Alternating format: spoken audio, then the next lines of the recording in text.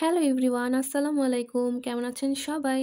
আমি গত ৫ ডিসেম্বর গিয়েছিলাম একটা ওয়ার্কশপে অ্যান্ড ওয়ার্কশপে কি শিখলাম, কি থাকলো অ্যান্ড এরপর ১২ই ডিসেম্বর যে এক্সিবিশন হবে সেই ক্যানভাস আমরা কোন বুথে দিতে পারবো, এই সব ডিটেলস থাকছে এই ভিডিও। এই ওয়ার্কশপটি হয়েছিল গড়ন আর্ট গ্যালারিতে, যেটা লোকেশন হচ্ছে আলম টাওয়ার ৩য় তলা, বিকনমোড়, কলেজ রোড, রংপুর। সো প্রথমেই এখানে গিয়ে আমাদেরকে যে এন্ট্রি পাসটা দিয়েছিল সেটা দিয়ে আমাদেরকে এন্ট্রি করতে হয়েছিল অ্যান্ড আমিও এন্ট্রি করে নিলাম।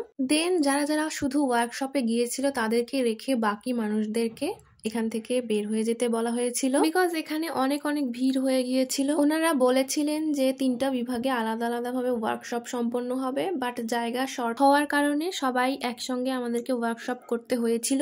এখন চলছিল আলোচনা পর্ব, যেখানে মূল্যবান বক্তব্য রাখছিলেন বিউটিফুল রংপুরের অ্যাম্বাসেডর, রূপান্তরের অ্যাম্বাসেডর এবং গড়ন আর্ট গ্যালারির শিক্ষাগুরু আমাদের মহামান্য স্যার। তার সাথেই তিনি একজন চিত্রশিল্পী এবং আমাদের যে শাপলা চত্বর রয়েছে সেখানকার ডিজাইনও তিনিই করেছেন। সো এখন চলছে আমাদের আর্ট পর্ব, যেখানে আমাদেরকে ক্লাইমেট চেঞ্জ সম্পর্কে আর্ট করতে বলেছিল। মিডল টাইমে আমাদেরকে স্ন্যাক্স দেওয়া হয় এবং তার সঙ্গে কফি, যেটা পেয়ে আমার অনেক ভালো লাগছিল, বিকজ আমি বিকেলে অলওয়েজ কফি খাই। শ্রদ্ধেয় ম্যাম হচ্ছে গড়ন আর্ট গ্যালারির একজন শিক্ষাগুরু।